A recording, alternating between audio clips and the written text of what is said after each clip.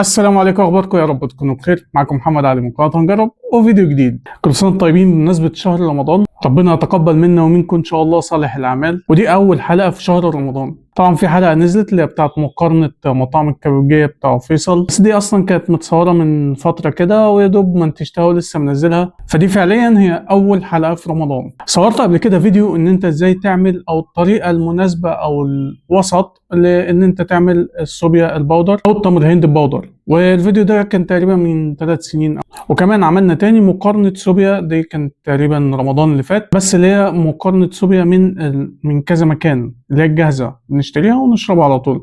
المرة دي بقى هنعمل مقارنة الصوبيا البودر من كذا شركة، فأنا جبت تقريبا كده من 4 شركات عشان نقارن ما بينهم. وتعالي نشوف ايه الشركات اللي معانا. معانا شركة عمان، وكمان شركة توليدو، وحاج عرفة، وصوبيا الرحماني. حاولت الاقي اي شركات تانية بس ما لقيتش غير هم دول بس، فجبتهم ونشوفهم مع بعض. وتعال نبدأ من الارخص للاغلى. وارخص نوع معانا هو شركة عمان. ده شكل الكيس. شركة عمان دي من اشهر الشركات بتاع العصير، سواء من الصوبيا والتمر الهندي وكل العصاير اللي هي بودر. والكيس ده 50 جرام وسعره 10 جنيه. وبصراحة ده أكتر واحد أنا جربته في كل اللي جبتهم النهاردة، وبالنسبة لي كويس جدا وبيأدي الغرض. بس في المقارنة بقى هي اللي هتبان معانا هل فعلا كله شبه بعض ولا في فرق بين مكونات كل شركة والتانية فهيفرق في الطعم. هنشوف. تعال نشوف الأول ده مكوناته إيه. ده مكوناته لبن بودرة منزوع الدسم ودسم نباتي وزيت نوى نخيل وزيت جوز هند ومستحلب وسكر وشوية حاجات صناعية كده وفانيليا. طيب طريقة التحضير، ده الكيس ده بيتعمل ل1 لتر. المفروض ان هو ده بيبقى فيه سكر، فما بنحطش سكر او السكر يعني حسب الرغبة، وبيتحط لبن على مية او لبن بس او مية بس، برضو دي حاجة يعني اختيارية. طيب تعالوا كده نجيب كوباية. انا مش هعمل لتر، انا هعمل كوباية. الكوباية دي تقريبا انا استهت عاملة 300 ملي، يعني تلت لتر، يعني تلت الكمية دي هنحطها في الكوباية دي ومع اللبن والمية ونشوف. طيب تعالوا كده نفتح مع بعض ونشوف.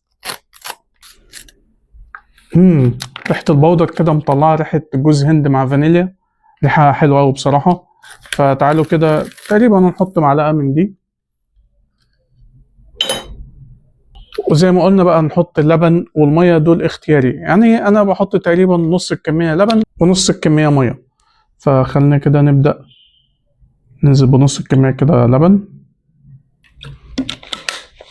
ونقلب.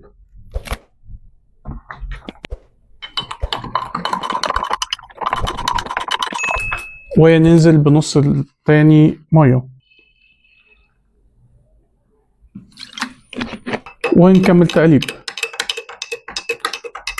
طبعا في ناس بتضربها في الخلاط على اساس ان هي تبقى ايه التجانس يبقى اسرع، بس يعني ما يضرش بالتقليب العادي. طب يلا بينا كده ندوق.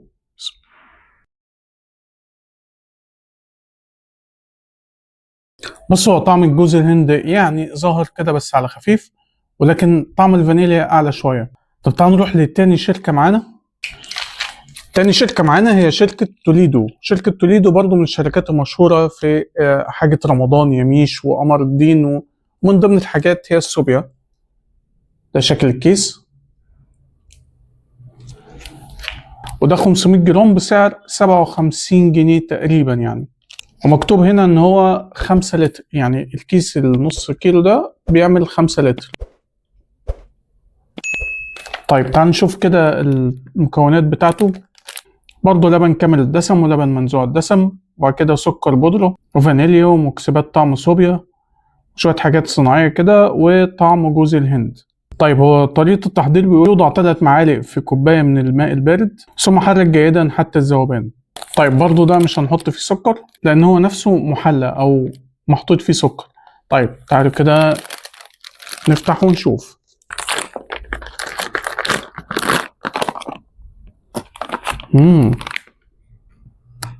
الريحة هنا مختلفة كده شوية، ميكس كده ما بين جوز الهند مع الفانيليا مع بعض، يعني هو مفيش حاجة طاغية على حاجة زي في عمان، لا.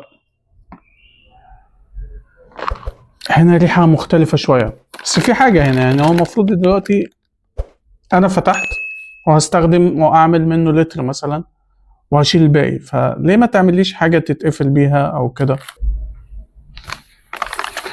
طيب تعالى نجيب كوبايتنا ونشوف. معقولة هنحط من دي 3 معالق للكوباية الواحدة؟ أعتقد إن هو بقى تقيل قوي، بس هو يمكن عشان كده ما قالش نحط لبن، قال نحط مية بس لأن هو جواه لبن. هنعمل كل طريقة وعلى حسب اللي مكتوب عليها.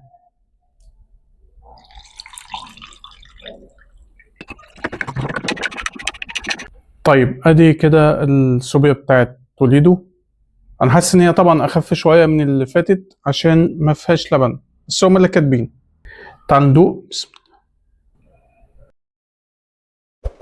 بص هو نفس الريحه بالظبط، هي نفس الطعم اللي هو ميكس الفانيليا مع طعم جوز الهند، بس في زي ما يكون في الافتر تيست كده في زي مراره، مش عارف انا جايه منين بصراحه، فلا ما عجبنيش. تعالوا نروح بقى لاخر شركتين معايا وانا متحمس لهم جدا. وتالت شركه معانا هو صوبيا حاج عرفه او حاج عرفه. ده شكله، وده 400 جرام وتقريبا يعني ب 55 60 65، يعني مش متاكد بالظبط، هتاكد واكتب لكم السعر في الشاشه كده من تحت. وحاج عرفه ده او حاج عرفه يعني ظهر مؤخرا كده، وكان اشتهر شويه بالتوابل والمكسرات ومش رمضان وطبعا عصاير رمضان، فانا متحمس جدا ان انا اجربه. وتعال نشوف بس في الاول المكونات. هي المكونات هي عباره عن لبن، بودره منزوع الدسم، سكر مطحون، كريم شانتيه، ونكهات والوان صناعيه مصرح بها صحيا. يعني هنا الاختلاف هيبقى في الكريم شانتيه اللي هو محطوط، ده مختلف عن الشركتين اللي فاتوا. طريقه التحضير: يتم وضع 7 معالق كبيره على لتر ميه، ثم التحريك جيدا حتى الذوبان، وتمتع بمذاق العصير المنعش. يمكن اضافه السكر حسب الرغبه، يبقى كده مش هنحط سكر او سكر حسب الرغبه، ومفيش لبن. طيب تعال نفتح كده بقى ونشوف. طبعا عاجبني بصراحة يعني الباكجينج بتاعه، والألوان برضو كده متناسقة، حلو قوي، حاجة محترمة بصراحة. تعال نفتح كده، وهو ده اللي أنا قصدي عليه، يعني إن إحنا لما نيجي نفتح كده ونستخدمه وخلصنا بنلاقي حاجة نقفل بيها تاني، كليبس كده أو حاجة، يعني خصوصا لو نعمل حاجة لكمية كبيرة فنعمل القفل ده بحيث إنه يحافظ على المنتج نفسه لما يقعد عندنا فترة. تعالوا بقى نفتح ونشوف منتجنا عامل ازاي.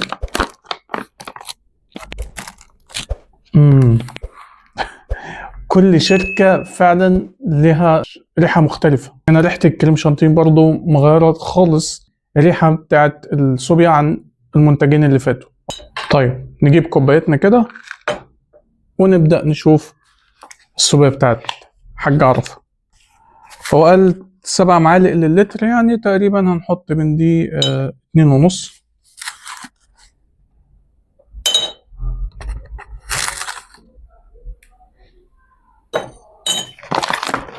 ونقفل كده، واخدين بالكم يا توليدو؟ نقفل كده بعد ما استخدمناها ونحافظ عليها. وادي المية بتاعتنا.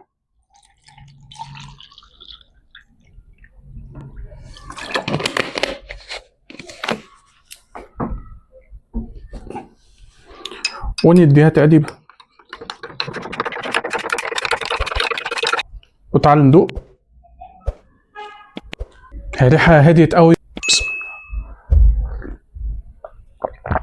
يعني هو بصراحة كده الطعم يعني أخف شوية من الشركتين اللي فاتوا، ويمكن طعم الكريم شانتيه هو اللي مديله زي تسكيرة كده، لكن طعم جوز الهند مش باين قوي فيه. طب تعالوا نروح لآخر شركة معانا واللي أنا متحمس لها جدا، وهي صوبيا الرحماني. ده شكل علبة حلو قوي، شكل العلبة كده وبراندنج والباكجينج محترم قوي يعني بصراحة. وصوبيا الرحماني دي من اشهر الاماكن اللي بتعمل صوبيا حلوه وصوبيا مزه، وانا كنت جبت هنا في القناه عملت فيديو برضه جربنا من عندهم الصوبيا الحلوه والصوبيا المزه، مش مجرد مشروب بس، لا ده هو بيعملوه زي المهلبيه كده. اللي ما شافش الفيديو هيلاقي كده اللينك ظهر فوق، او هتلاقوه في اللينك بتاعه في صندوق الوصف، ممكن تشوفوه.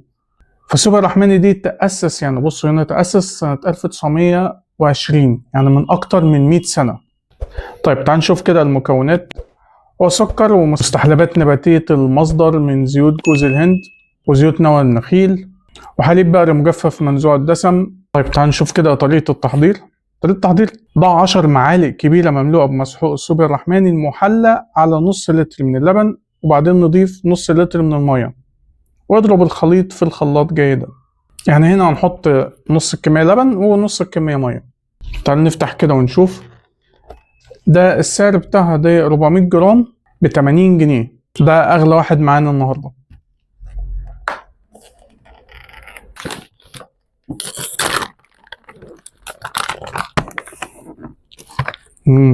يعني هنا ريحة برضو غير الأربعة الباقيين أو غير التلاتة الباقيين خالص. طيب تعال نجيب كده كوبايتنا ونشوف. طيب هو قال هنحط 10 معالق للتر، أنا هنحط هنا في الكوباية دي تقريبا 3 معالق، 3 معالق ونص يعني.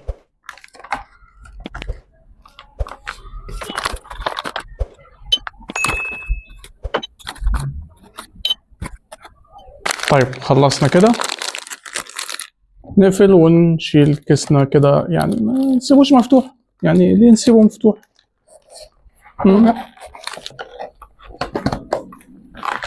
بس كده سهلة اهي. طيب تعال نحط نص الكمية مية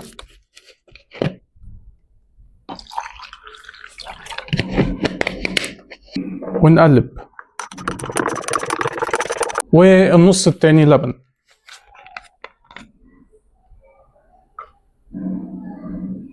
ونقلب. طب تعال ندوق. بسم الله. طعمها تحفة. اللبن برضو مديها غناوة، بس طعم السوبيا نفسها او البودر نفسه حلو قوي، وجوز الهند طعمه ظاهر، فطعمها بصراحة مظبوط قوي. طب خلينا كده الخص لكم الفيديو. طيب انا فعلا من المقارنة دي انا كنت حابب اعرف هل كل شركة ليها طريقتها ولا هو كل السوبيا واحد ومجرد شركات. بس طلع ان كل شركة فعلا بتعملها بطريقة معينة، ودليل على كده ان احنا شفنا كل شركة اللي حاطط كريم شانتيه، اللي حاطط مش عارف فانيليا، يعني ايه، كل واحد عامل بطريقة مختلفة. بس بصراحة احسن شركة عجبتني النهاردة طبعا رقم واحد هو سوبيا الرحماني. الطعم تحفة، وطعم الجوز الهند ظاهر، مفيش طعم الفانيليا مش ظاهر قوي. تاني واحد على طول هو عمان، مقدم طعم حلو قوي وكواليتي كويسه والسعر الحاج عرفه. فيعني انا حاسس ان هو حلو وكل حاجه، بس يعني حاسس ان هو ايه، لا محتاج يعني شويه تركيز، شويه طعم خفيف قوي او هادي، فمحتاج بس يتقل شويه الطعم بتاعه.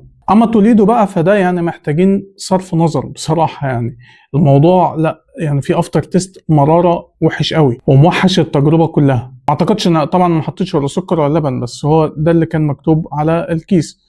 فما اعتقدش ان حتى لو باللبن والسكر ما اعتقدش ان الموضوع هيتحسن، محتاج التركيبه نفسها تتعدل. وبس كده، ده كان فيديو النهارده. لو عجبكم الفيديو ما تنسوش من اللايك والشير، واكتبوا لي في الكومنتات لو عجبتكم الحلقه ان احنا نعمل ممكن مقارنه برضو تمر هندي من الشركات زي ما عملنا كده. واللي مش مشترك في القناه يشترك ويفعل زر الجرس عشان يوصل له كل الفيديوهات اللي جايه. واللي بيتفرج عليا من فيسبوك ما ينساناش من اللايك والشير ويتابع الصفحه. واكونت انستجرام هتلاقوه في صندوق الوصف، ممكن تابعوني عليه، بتنزل حاجات مش بتنزل على اليوتيوب. واشوفكم فيديوهات تانية كتير. شكرا ليكم، سلام.